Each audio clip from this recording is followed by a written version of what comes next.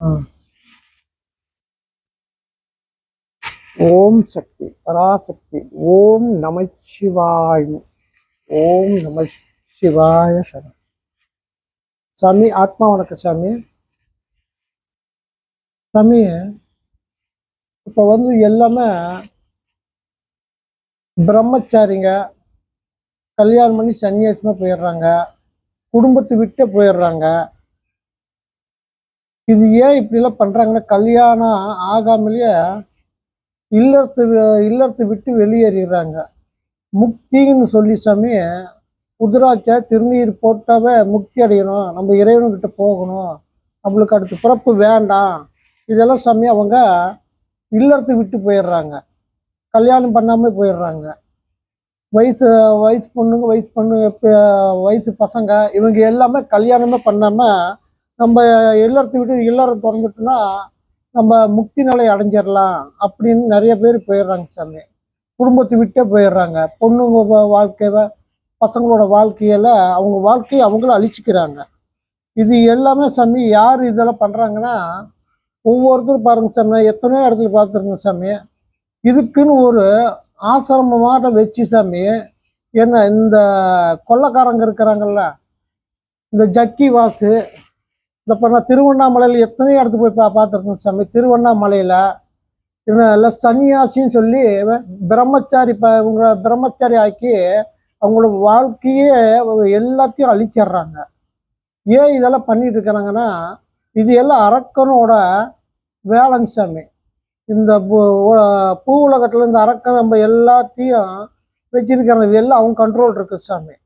அவன் பண்றதா சாமி. யாரும் முக்தி நிலை அடைய விடக்கூடாது, எல்லார் வாழ்க்கையும் சீரழிக்கணும், மக்கள் எல்லாம் துன்பப்படணும், இதுதான் சாமி அந்த அரக்கனோட இதே சாமி. இந்த அரக்கம் பண்றதுதான் சாமி.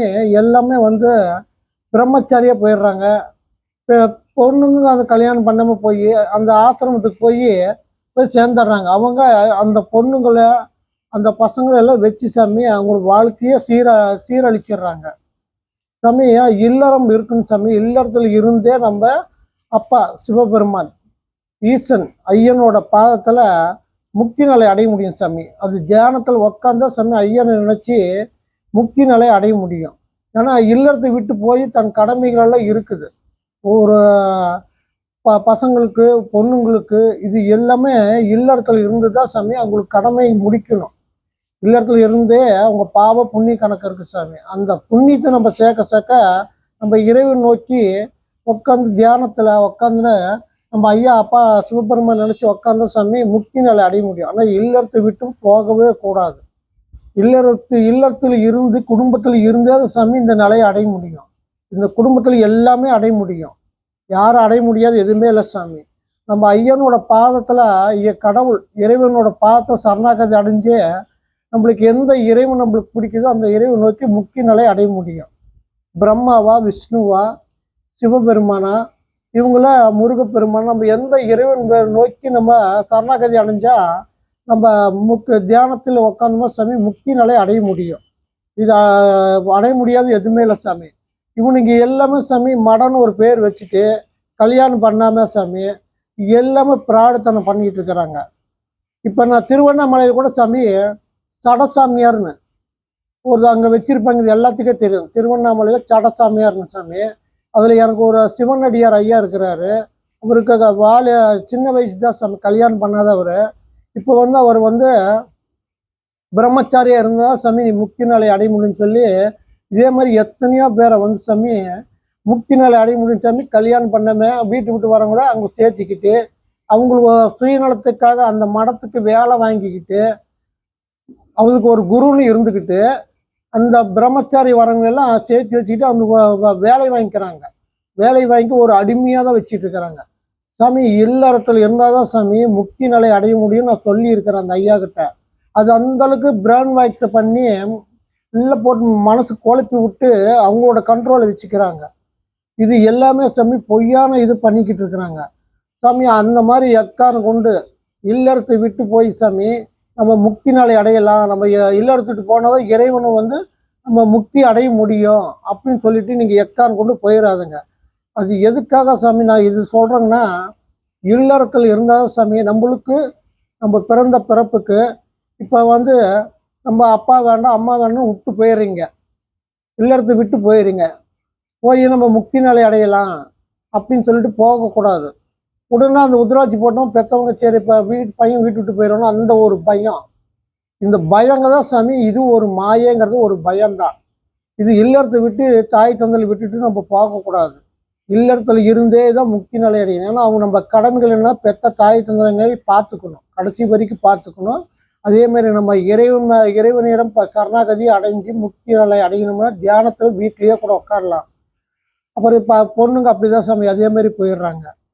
தாய் தந்தரை விட்டுட்டு அது ஒரு போலி போலி அந்தணர்கள், போலி சாமியார்கள், இவனுங்க எல்லாமே அவங்க பேச்சு கேட்டுட்டு சாமி போயிடுறாங்க. இது எல்லாமே இவங்களுக்கு பண்ற சதிதான் சாமி. இதெல்லாம் வந்து வீட்டு விட்டு பெண்களாக பொண்ணா இருந்தாலும் சரி, ஆண் மகனாக இருந்தாலும் சரி சாமி, கல்யாணம் பண்ணி நம்ம இல்லறத்துல இருக்கணும். அப்பா அம்மா விட்டு போனால் அந்த முக்தி நிலை அடைய முடியாது. தன் கடமை இந்த பூமியில் வந்து ஒவ்வொரு மனிதனுக்கு இருக்குது. சில பேர் கல்யாணம் பண்ணிக்கிட்டு விட்டுட்டு வர்றது, அவங்க நடுத்தரத்தில் விட்டுட்டு போயிடுறது, இதெல்லாம் பாவச் செயல். கல்யாணம் பண்ணிட்டு நம்ம போய் சாமியார போயிடலாம், முக்தி நிலை அடையலாம் அப்படின்னு போறது அது ஒரு பாவச் செயல். அதுக்குள்ளே எல்லாமே இல்லறத்துல தான் சாமி. நம்ம இல்லற வாழ்க்கை முழுமையாக அது முடிக்கணும். நம்ம இறைவன் நோக்கி இருந்துக்கிட்டே நம்ம இல்லறத்துல இருந்துக்கிட்ட நம்ம கடமைகள் வந்து பாவ புண்ணிய கர்மாக்கள் இருக்குது. அது எதுக்குன்னு சாமி இப்போ நான் சொல்றேன் சாமி. நிறைய பேத்துக்கு இது தெரியாது சாமி. இல்லற வாழ்க்கை ஒவ்வொரு மனிதன் ஆண் பெண்ணாக இருந்தால் ஆண் பெண் இந்த கல்யாணம் பண்ணி எதுக்கு தெரியுமா சாமி, நம்ம ஒரு இந்த பூமிக்கு நம்ம ஒரு உடல் கொடுக்குறோம். தாய் தந்தை சேர்ந்து, தாய் தந்தை இருவரும் இல்லற வாழ்க்கை கலந்து ஒரு உடல் கொடுக்குறோம். தாய் கருவை சுமிக்கிறான். தாய் கருவை சுமக்கும் போது ஆண் மகன் அந்த விந்தாகப்பட்ட அந்த உடல். இது வந்து எதுக்கு சாமினா, இது ரெண்டும் நம்ம ரெண்டு பேரும் சக்தி சிவனா நம்ம சேர்ந்தாதான் சாமி ஒரு கரு உருவாகும். அந்த குழந்தை உருவாகும் போது சாமி ஒரு ஆன்மா பிறப்பெடுக்க காத்துட்டு இருக்கோம். ஏன்னா இப்போ நாம் எப்படி சாமி நம்ம இந்த பூமியில் பிறந்தோடனே நம்மளுக்கு ஒரு ஆன்மா இறைவன் கொடுத்துருக்கிறார்ல, இது பாவ கர்மா தீக்க நம்ம அதே மாதிரி பிறப்பெடுக்கணும். அந்த ஆன்மாவுக்கு சாமி நம்ம உடல் கொடுக்கணும். உடல் கொடுத்தா சாமி அந்த ஆன்மா அந்த குழந்தை இதுல வந்து அந்த ஆன்மா வந்து சேர்ந்தோன்னா அதுக்கு உயிர் வந்துடுது. அது பிண்டமா இருக்கிறது சாமி. அப்புறமா அது உயிர் வந்துடுது. அதுதான் சாமி சொல்றது, அண்டத்தில் உள்ளது பிண்டத்தில் இருக்குதுன்னு. அண்டங்கிறது என்ன, அந்த ஆத்மா. அந்த அண்டத்திலிருந்து சாமி இந்த பிண்டத்துக்கு இந்த ஆன்மா வந்தது, இதுக்கு உயிர். இது ஒவ்வொரு ஆண் பெண் கல்யாணம் செஞ்சு இந்த இல்லறத்துல இருந்து நம்ம வந்து ஒரு குழந்தையை வந்து நம்ம இந்த பூமிக்கு கொண்டு வரணும். கொண்டு வந்தால் சாமி அதுதான் முழுமையை அடைய முடியும். கல்யாணம் பண்ணாமல் ஒவ்வொன்றும் போயிட்டாங்கன்னு வச்சுங்க சாமி, அது வந்து முழுமை அடைய முடியாது. அந்த இல்லறத்துல அந்த குழந்தையை வளர்க்கணும், அது நல்ல முறையாக வளர்க்கணும். நாமளும் அந்த இறைவன்னு யாரு, நம்ம பிறப்புன்னு என்ன, அந்த குழந்தைக்கு நம்ம சொல்லி கொடுக்கணும். இது எல்லாம் நீங்கள் விட்டுட்டு நீங்கள் இப்போ போனோம்னா முக்தி நிலை கண்டிப்பாக அடைய முடியாது. இது எல்லாமே சாமி அரக்கன் ஒரு மாய வலை விரிச்சிருக்கிறான் பார்த்தீங்களா, இந்த போலி சாமியார் போலி அந்தணர்கள். நம்ம கோரக்கர் ஐயாவே சொல்லியிருக்கிறார். என்ன சொல்லியிருக்காரு தெரியுங்களா சாமி, போல் அந்தணர்கள் கொட்டம் ஒளியும் அப்படின்னு போட்டிருக்காங்க சாமி. இது எல்லாமே இந்த போலி இதுகள் தான் சாமி நிறைய இந்த உலகத்தில் இருக்கு சாமி. பூ உலகத்துல இது எல்லாமே இவனுங்க செய்யற சதிதான். இவனுங்க நம்பி சாமி நீங்க வீட்டை விட்டு போயிடாதீங்க, இல்லறத்தை விட்டு போயிடாதீங்க.